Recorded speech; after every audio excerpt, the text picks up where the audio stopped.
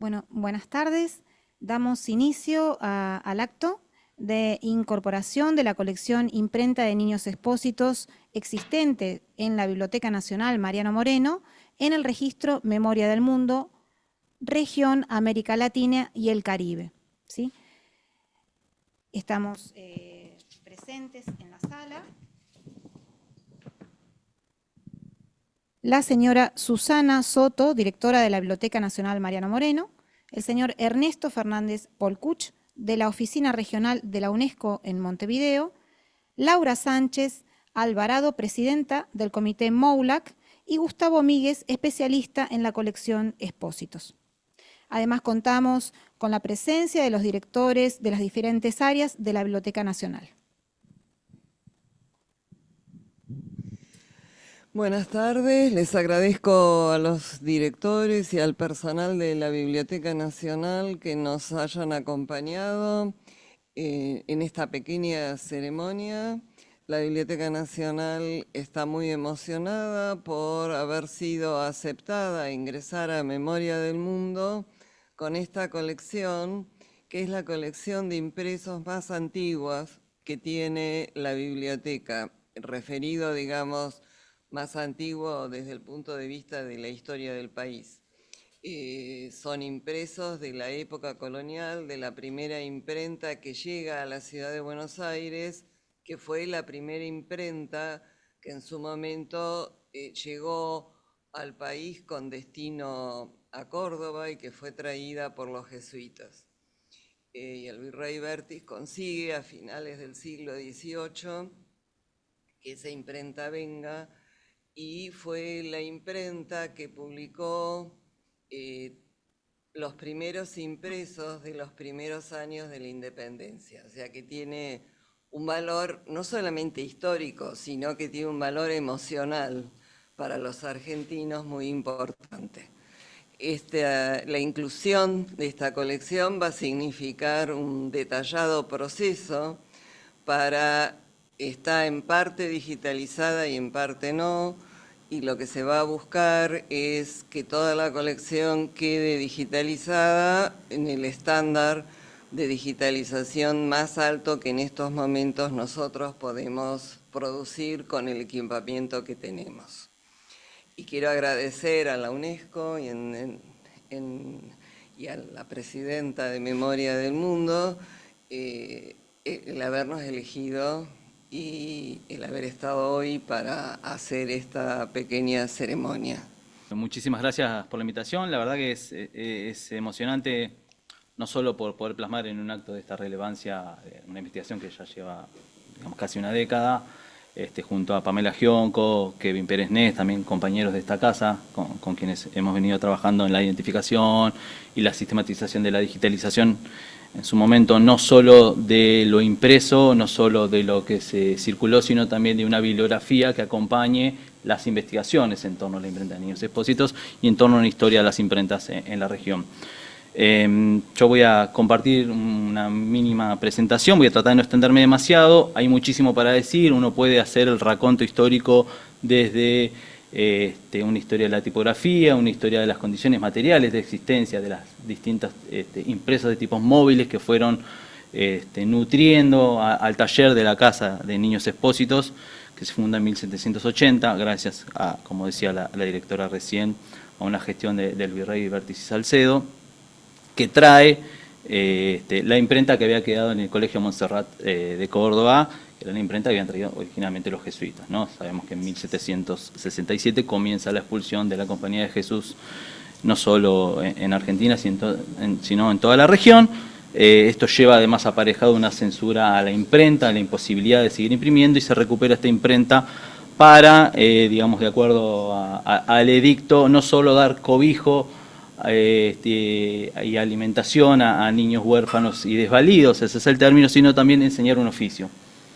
A partir de ahí comienza a funcionar este taller, y lo que tiene de interesante es que, a diferencia de otras imprentas que sobre todo a principios del siglo XIX comienzan a coexistir, pienso en las de Gandarillas, Imprenta Argentina, luego la Independencia, luego la del Estado, o otras privadas como la de Álvarez, la imprenta de Niños Expósitos trasciende, por un lado, temporalmente los grandes procesos convulsionados que dan cuenta de la finalización del periodo del virreinato y el proceso de emancipación americana, sino también da cuenta, a pesar de estar en Buenos Aires, de la red y cómo se ha tejido una nutrida conexión cultural con todos los países de la región que empiezan a celebrar distintos hitos y todos estos terminan luego ¿no?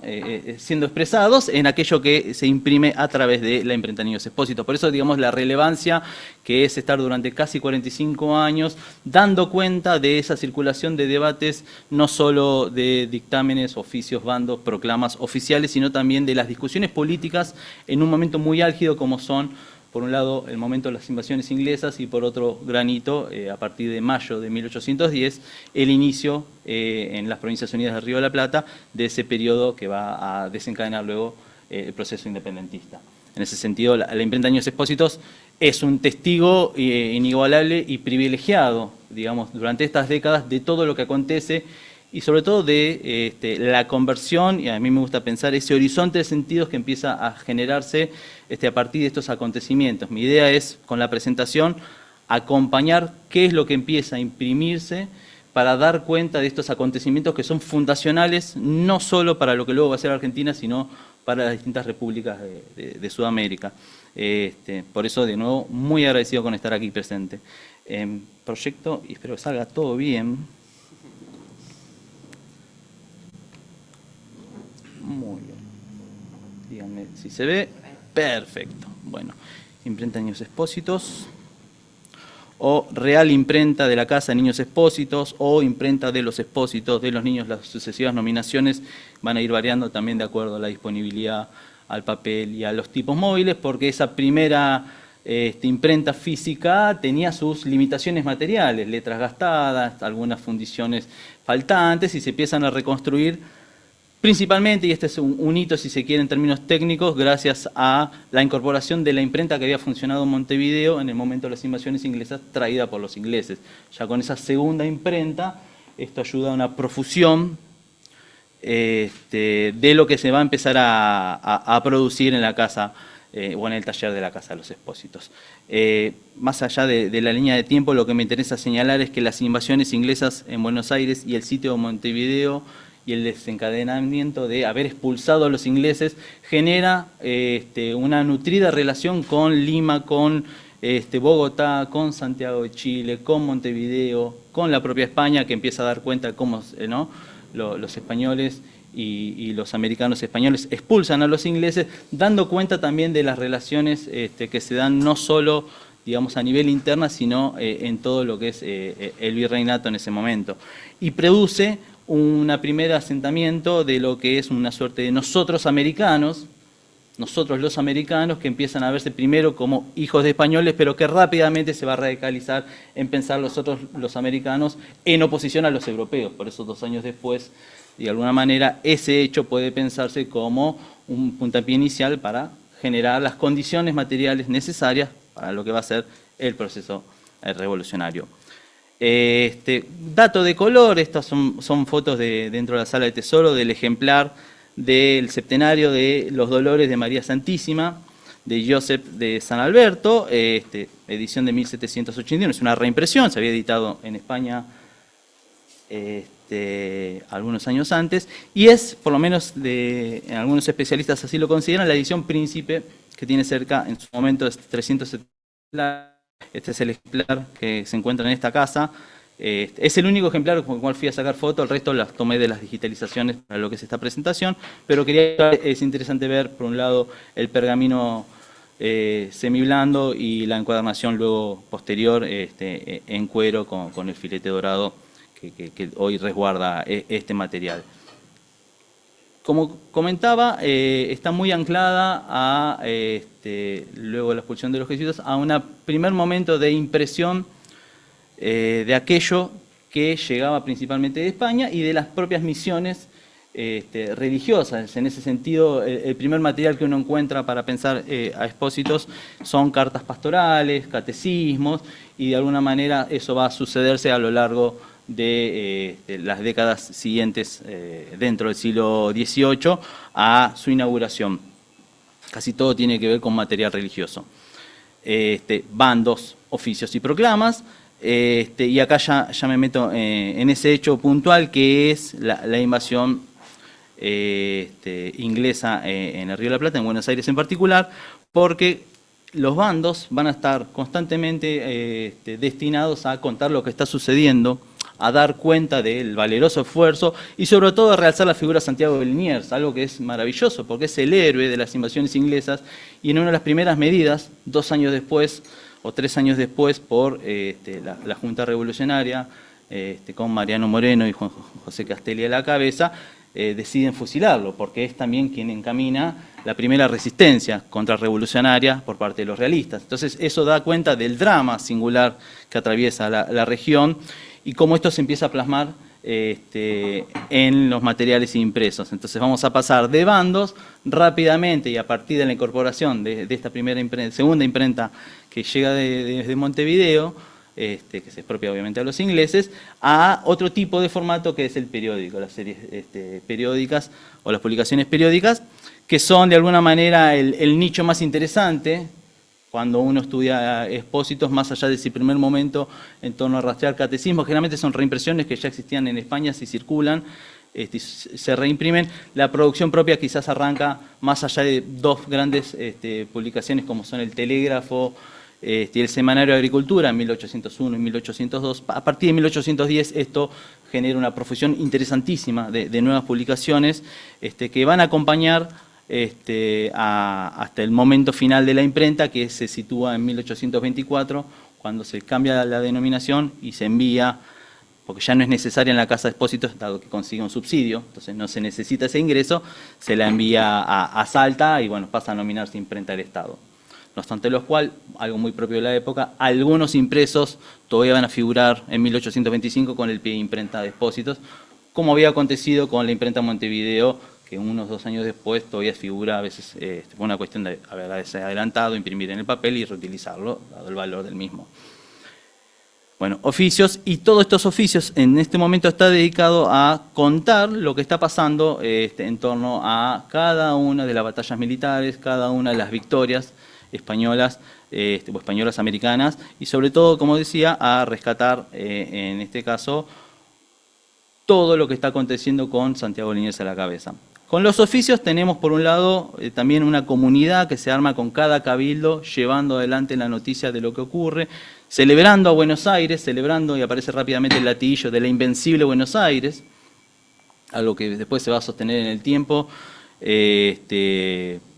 más allá, y esto es lo que yo quería un poquito hacer hincapié, que si bien está instalada en Buenos Aires, esto no la limita en cuanto a su circulación y en cuanto a lo que publica, porque como estaba diciendo anteriormente, hay una hermandad que se empieza a generar con lo que luego van a ser países independizados, ¿no? Repúblicas, y sin embargo en los distintos cabildos constantemente hay una cercanía y empieza a conformarse como núcleo de sentido aglutinante esta idea de hay un nosotros americanos que es el que expulsa al inglés y luego de alguna manera iniciará su proceso emancipatorio. Bueno, acá proclamas celebrando de nuevo a Liniers, como había comentado. La literatura que empieza a publicarse aparece rápidamente, sobre todo pensando en la reconquista de la capital de Buenos Aires, de nuevo Liniers, hay odas, hay romances heroicos, digamos, es la gesta militar celebrada a partir de un hecho inédito, ¿no? Que es la expulsión de la gran potencia de ese entonces, y celebrando al héroe que habita esta ciudad, digamos, más allá de celebrar, obviamente, al rey y a la corona, y ahí aparecen publicaciones. La idea es celebrar a los propios, podríamos decir, ¿no? Por eso digo, hay un germen ahí que empieza a dar cuenta de que hay un proceso que se activa y que no se sabe cómo se va a resolver en ese momento. Uno, leyendo en la retrospectiva, ve que ahí ya hay un adelanto de una intención o de un proyecto político cada vez más autonomista, si se quiere, luego independentista. Bueno, para dar cuenta de ese nosotros americanos, mostrar cómo, de nuevo, el rasgo patriótico que se celebra en 1807, en este caso, recuperando algo que se imprime en Santa Fe de Bogotá, los regocijos públicos que se dan en Lima, también siempre celebrando la gesta heroica. Por eso digo, no muere en Buenos Aires, no es simplemente expulsar al inglés, sino dar cuenta de que hay una hermandad frente al invasor europeo. Por eso de ahí al salto a decir, bueno, España también es en europeo, es un paso que se va a resolver en muy pocos años. Bueno, aquí una hermosa lámina que entregan de plata, que remite desde el Cabildo de Oruro, de nuevo siempre celebrando, en este caso al virrey Carlos IV, pero siempre el generoso invicto pueblo, ¿no? Y el meritísimo patriota general don Santiago Liniers, ¿no? Como son los dos síntomas de época que aparecen en casi todas las publicaciones. Un detalle para terminar de cerrar esta idea de nosotros americanos, es un gesto que va a acompañar y se va a hacer mucho más radical al momento del estallido de la Revolución de Mayo, que es cómo incorporar a ese otro sujeto que habita la región y que no habla el español. Son las distintas comunidades indígenas. En este caso, una proclama traducida al quichua, del noble, leal y valerosa ciudad de sus paisanos de la ciudad de Cochabamba, o una recuperación para 1806 del razonamiento que caciques de los Pampas que intervienen en las batallas, ¿no? Están dando de cómo se dieron estas batallas y la necesidad de expulsar al inglés, hasta llegar 1811, en este caso es siempre un frontispicio, las proclamas de Castelli, las famosas proclamas de Castelli, cuando viaja al norte y, ¿no?, busca y solicita el apoyo para la causa revolucionaria a los indios del Virreinato del Perú, ¿no? Siendo la voz de la revolución, como sabemos, y quedó plasmada en esa inmortal novela de Rivera, ¿no? La revolución es un sueño eterno, termina falleciendo trágicamente de un cáncer de lengua siendo la voz de la revolución, ¿no? La tragedia de Castelli es bien conocida. Respecto a la Revolución de Mayo, para destacar como un hecho interesantísimo de la mano del fundador, el protector de la Biblioteca Pública de Buenos Aires, es la propuesta de imprimir, traducir e imprimir. Acá se discute si es Mariano Moreno quien traduce, si toma traducciones que circulaban y simplemente las adapta, pero el contrato social de Juan Jacobo Rousseau, filósofo francés, dando cuenta de esa influencia de la Revolución Francesa acá en ese gesto revolucionario, ¿no? Y también el gesto pedagógico, porque acá lo dice, se ha reimpreso en Buenos Aires para instrucción de los jóvenes americanos. No solamente nos instruimos, sino que la idea es educar a ese pueblo que se alza en armas y que piensa en todo caso su propio horizonte decisorio.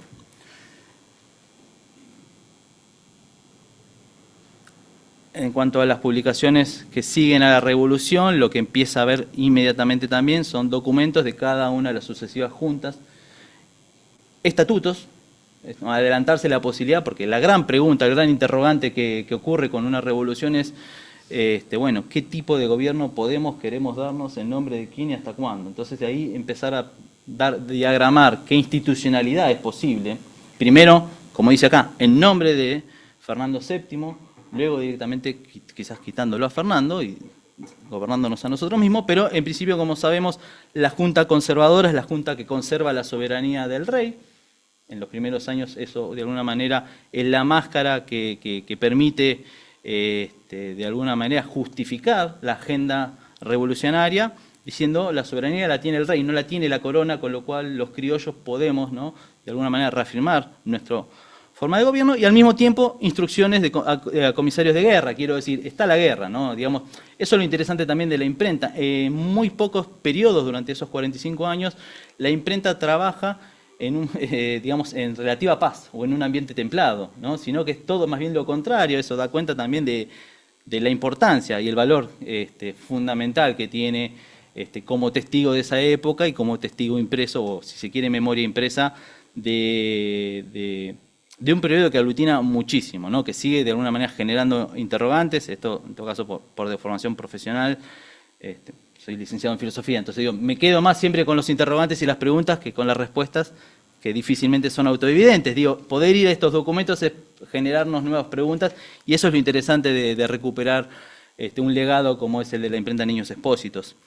Y ahora sí, para finalizar, dar cuenta de, como comentaba, sobre todo tras la adquisición de esa imprenta de Montevideo, tras las invasiones inglesas, esto habilita técnicamente la posibilidad de imprimir en hojas pliegues, abaratiza muchísimo, digamos, técnicamente se puede empezar a producir en este otro tipo de formato, más allá de, como decía, que hubo 2 o 3 periódicos a principios de siglo, digamos, ya para 1810, la publicación de gacetas y la publicación de periódicas empieza a ser exponencial, ¿no? Y ahí aparecen además exponencialmente plumas del calibre de Monteagudo, de Vieite, de Castelli, y finalmente ya para la década del 20, Juan Cruz Varela, Francisco Pablo Castañeda, ¿no? Digamos, es el gran, como decía, nicho de investigación para cuando vamos a la imprenta Niños Expósitos, porque el periódico es el lugar donde se informa, donde se debate, donde se publica la literatura de la época, digo, más allá de hojas sueltas, más allá de que se siguen publicando proclamas, algunas las vimos, o bandos, digamos, son las publicaciones periódicas donde en 1810 quizás muy asociado a difundir la causa y buscar adeptos a la causa revolucionaria y transmitir la necesidad de que esta causa llegue a todos los confines, digamos, de la región, y en este caso también dar cuenta, como lo aparece en la Gaceta de Buenos Aires, en el famoso número del 13 de septiembre, que es donde se anuncia que un nuevo establecimiento se va a reutilizar. Ese establecimiento que estaba destinado a las armas, había quedado a partir de la Revolución en el Colegio San Carlos de Buenos Aires, hoy Colegio Nacional, el que se va a destinar a raíz de este impulso de Mariano Moreno para fundar la Biblioteca Pública, hoy Biblioteca Nacional. Por eso de alguna manera siempre lo celebramos cada vez que podemos ir a la Gaceta de Buenos Aires. Pero comentaba, ¿no? Tenemos el telégrafo, tenemos el semanario como antecedentes, y empieza a haber periódicas de todo tipo, El Censor, El Grito del Sur, Martiro Libre, que dan cuenta, de nuevo, no solo de información oficial, sino de cada uno de los debates en un momento donde no está definido para nada, ¿no? El tipo de gobierno, el tipo de país que se quiere, o el protopaís que se quiere definir. De ahí también lo interesante de esta imprenta, junto a otras, pero de alguna manera la trascendencia en el tiempo y en el espacio le dan un lugar de privilegio a la imprenta Niños Expósitos, porque genera esto, un material invaluable, una cantidad para nada deleznable de cantidad de obras o piezas bibliográficas, ejemplares, digamos, para la época, que están en un nivel sumamente interesante, digamos, para las condiciones técnicas, y para 1810, y luego se supone por gestión de Belgrano se consiguen 2 imprentas más desde Brasil, entonces ya con 4 imprentas físicas, como decía, en esta década explota la cantidad de impresos, por eso, digamos, cuando uno va al catálogo, va a los registros o a las viejas bibliografías, es donde más uno encuentra, digamos, y donde se hace más interesante el trabajo, y más difícil también, ¿no? De rastrear y tratar de completar ese catálogo, que hasta el momento no se encuentra completo, digamos, en ningún lado. Siguen apareciendo obras que o han sido mal atribuidas, o hay correcciones, o falta algo, entonces, bueno, ahí sí estamos. Para finalizar, mostrar un poquito el fichero que se encuentra en la Sala de Tesoro, me parece un material maravilloso, digamos, porque da cuenta también del trabajo bibliotecológico mitad del siglo pasado, y fue el primer, digamos, fue lo primero que quisimos digitalizar cuando iniciamos esta investigación, porque nos parecía una obra sumamente interesante, como la bibliografía de Juan María Gutiérrez de 1866, ¿no? Como 2 lugares a los cuales ir necesariamente si uno quiere acercarse a la obra de Niños Expósitos, y simplemente eso. Bueno, muchísimas gracias por la atención.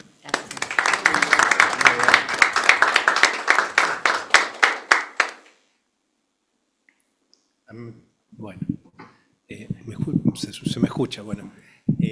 Bueno.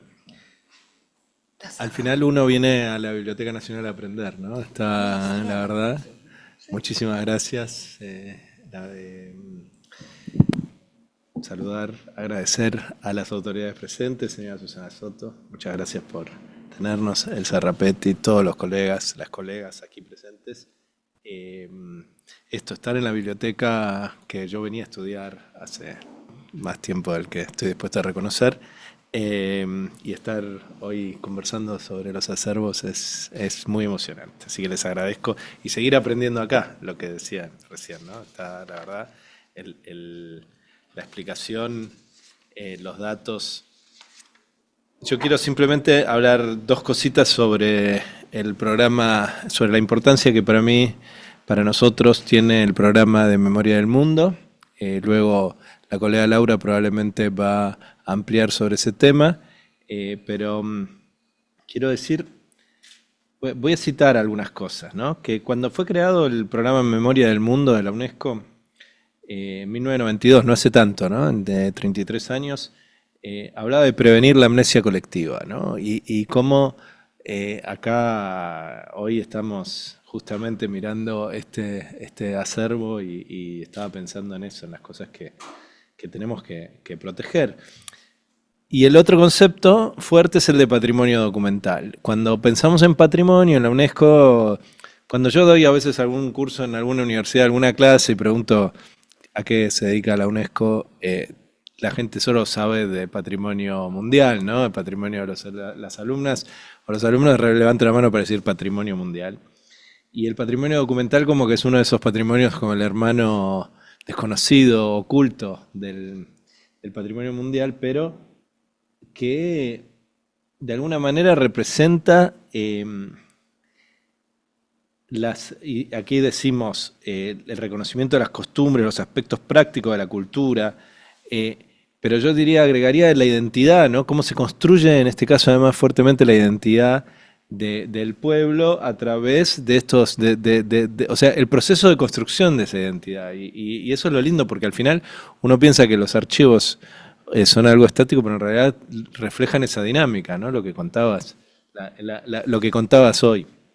Entonces, celebro también que hacerlo cada vez más accesible, que ese es otro de los temas de Memoria del Mundo, ¿no? La accesibilidad de manera permanente y sin obstáculos, es decir, no solamente protegerlo, sino hacerlo público y mantenerlo público y hacerlo. Hoy hablaríamos mucho más de lo digital que de lo que se hablaba en 1992 y en solo 33 años lo que ha cambiado, ¿no? Y pensar que el patrimonio mundial, la convención es de 1972, o sea,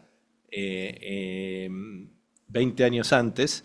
Lo que ha cambiado en el ámbito de la preservación, bueno, ustedes me lo podrán contar, y hace 25 años que se creó el programa regional, ¿no? Del que Laura Sánchez es la presidenta, y yo creo que además este programa es el reconocimiento a las y los profesionales de la memoria como quienes están hoy acá presentes. Me parece que es una oportunidad realmente de celebrar archivistas, bibliotecólogas, especialistas de información, filósofos, no lo tenía en la lista, pero ¿por qué no? ¿No es cierto? Profesiones que se ven expresadas en estos acervos como el que celebramos hoy, y la verdad es que quiero hacer ese reconocimiento a todos ustedes acá presentes también. Mencionar que creo, por lo que yo encontré, este es el segundo, la segunda inscripción, ¿no? La otra es la de los primeros impresos del vocabulario de la lengua guaraní, ¿no? Entonces, que es una alegría tener otro acervo más en la Biblioteca Nacional, que hay 23 en Argentina, 3 de los cuales están en el programa de memoria del mundo global, del mundo mundial, y que realmente cuenten con nosotros en este proceso, en esta vida de preservar estos documentos y de hacerlos públicos y darles esa vida de la investigación y de la difusión. Así que muchísimas gracias y muchísimas gracias por estar hoy acá. Me toca dar el certificado físicamente, que gracias, no me atrevo a sacarle la cintita patria, pero yo voy a terminar con mi habilidad. Entonces, bueno, le hago entrega. Muchísimas gracias, es un hermoso certificado. Bueno, Muy una alegría. linda la ilustración. Muy bien, bueno, muchísimas gracias. Tenemos que empezar para nosotros. Gracias. Buenas tardes, no desde Bogotá, estoy en Tunja, departamento de Boyacá. Yo soy Laura Sánchez, presidenta del Comité de Memoria del Mundo, Latinoamérica y el Caribe. Les mando un saludo desde un archivo histórico, desde el Archivo Histórico Regional de Boyacá, muy importante para nosotros. Resguarda documentos desde el siglo XVI de esta región del país. Estamos haciendo precisamente una visita. Yo quiero comenzar felicitándolos Realmente la postulación que ustedes hicieron fue excelente. Por los especialistas no hubo absolutamente ningún reparo para el registro en memoria del mundo de este acervo. Realmente se nota que fue hecho con conocimiento, con claridad sobre la importancia del acervo, entonces no tuvo ningún problema, digamos, era una cuestión de tiempo que sucediera. Felicito que sucediera en este momento. La importancia de este registro radica realmente en que se reconoce el acervo, su valor histórico, pero también se reconoce el trabajo de las personas y de las instituciones que resguardan este tipo de patrimonio, ¿no? Porque los documentos y los archivos y el patrimonio bibliográfico, yo siempre lo repito en todas partes donde puedo, lamentablemente solo no puede preservarse, solo no puede conservarse. Siempre va a necesitar un doliente, alguien que se interese, una persona, una entidad, una institución que se interese en ellos, porque realmente se han perdido muchísimas cosas porque no se tiene conocimiento sobre los acervos y sobre su importancia. Esperamos que con este registro ustedes puedan continuar con los procesos de preservación, con la digitalización, con el acceso a este acervo vía web, vía internet, para que todo el mundo lo conozca. Esto es muy importante. Este reconocimiento también espero que les sirva a ustedes para poder evaluar qué otros acervos pueden ser susceptibles de seguir registrándose, porque realmente este acto lo que significa es un impulso a que en el mundo sigamos preservando estos documentos y esta información, porque realmente es importante para la humanidad, no solamente para Latinoamérica y el Caribe, sino para todos, ¿no? Ese es el espíritu del programa Memoria del Mundo, finalmente, y el acceso definitivamente es el punto importante allí, ¿no? Sin todos estos procesos técnicos que ustedes han hecho, sin las investigaciones, sin mostrar, digamos, todo ese trabajo silencioso, a veces muy mal pago y muy, con una retribución más bien simbólica, espiritual. Sin todo ese trabajo, pues no llegaríamos a esto. Realmente esto es un acervo muy importante, aporta, como ya lo dijo el experto, a todo el estudio sobre la historia de la imprenta en Latinoamérica, en Hispanoamérica. Todavía, por ejemplo, en mi país, en Colombia, hay trabajos importantes sobre el tema, pero todavía falta muchísimo. Eh, Todavía sigue quedando dudas sobre si hubo imprenta antes del 18, si hubo imprenta antes del 19, que es la fecha que tenemos segura para Colombia hasta ahora, muy tardía realmente. Eh, todos estos estudios comparativos que se puedan hacer con estos acervos, visibilizando estos acervos, pues van a ser muchísimo, muchísimo muy importantes. El funcionamiento de las imprentas, no solamente, digamos, el producto, sino el tipo de funcionamiento, en el caso de ustedes, por eso se llaman niños expósitos, por ejemplo, pero cuáles eran las modalidades de funcionamiento de esas imprentas en los diferentes territorios, la circulación del conocimiento y finalmente quisiera terminar esta parte con la importancia de establecer relaciones entre las colecciones.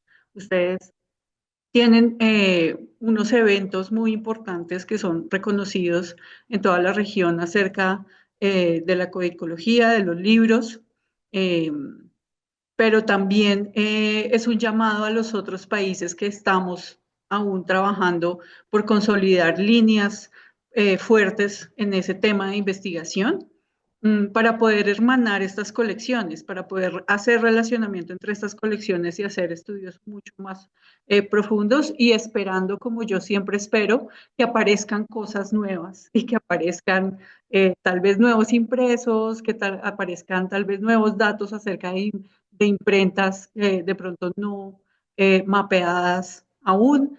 Eso suele suceder, no es muy usual, pero esperamos que así sea. Y finalmente darles una felicitación, realmente es un reconocimiento al trabajo de la biblioteca, es un reconocimiento al trabajo de sus funcionarios, de los investigadores, de todas las redes que tienen ustedes de conocimiento sobre el tema. Y no me queda más sino esperar que ese certificado realmente otorgue la importancia y sea un vehículo para que ustedes sigan trabajando y fortaleciendo todo el trabajo de investigación, el trabajo de acceso a la información. Muchas gracias. Si ustedes me permiten, yo quiero hacer una mención de un importante colaborador en el trabajo que terminó en este reconocimiento por parte de la UNESCO, que es el trabajo realizado por Fabio Ares, un especialista y tipógrafo que fue uno de los que dio el aval a la Biblioteca Nacional para hacer la presentación en memoria del mundo y que lamentablemente hoy no nos pudo acompañar. Entonces no quería dejar de mencionarlo a él también, que quede registrado en el evento. Este es un libro que no es nuevo, es de 2018-2019, pero tiene todo el acervo de Memoria del Mundo Latinoamérica hasta el 19. Vamos a sacar uno. Lamentablemente a partir de ahí está todo virtual, o no sé si lamentablemente, pero no tengo la forma de regalarlo. Una vez que está virtual, digital, no. Le puedo traer el QR, pero no tiene mucha gracia. Y este ejemplar del Correo de la UNESCO, el Correo de la UNESCO, que es nuestra publicación histórica que ha renacido sobre todo con temáticamente, ¿no? Cada números temáticos. Este número es sobre Villa Ocampo. O sea, el Correo de la UNESCO Global, que salió en noviembre de 2023 sobre Villa Ocampo, contando un poco la historia. Y entonces, bueno, también quería traerle y aprovechar para lo de Villa Ocampo para invitarles a que vengan. No sé si han visitado Villa Ocampo. Villa Ocampo es la casa de la UNESCO en Argentina.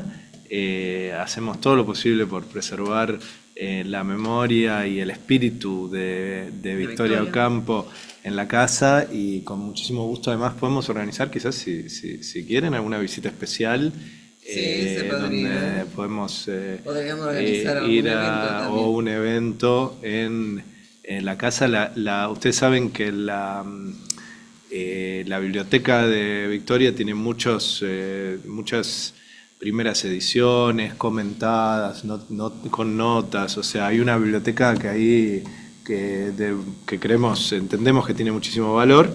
Y bueno, eso, dejarles esa invitación porque me parece que el vínculo entre la biblioteca y la UNESCO es como natural. Entonces me gustaría llevarlo más allá de hoy, un momento de pensar esto, a un pasito más de compartir Villa Ocampo y compartir lo que podamos en cuanto a las actividades y nuestras acciones. Así que eso, me avisan y organizamos y hacemos algo lindo allá. Bueno. ¿Sí? Gracias. Muy bien. Gracias. Gracias, Laura. Gracias por habernos acompañado. Muchas gracias a ustedes por todo, de verdad.